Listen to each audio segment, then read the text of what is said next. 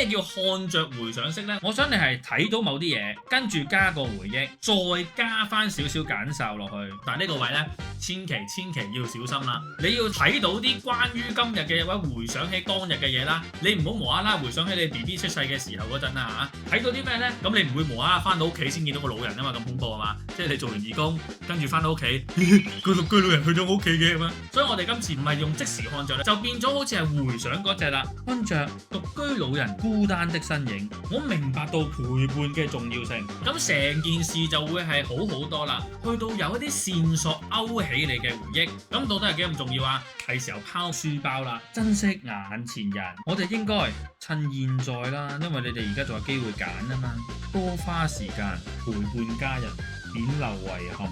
所以嗱，獎你用嘅看着回想式就係話看或者回憶兩個揀一個話，兩隻都寫得啦嚇。咁呢度你冇得再看住啦，咁所以回憶啦唯有。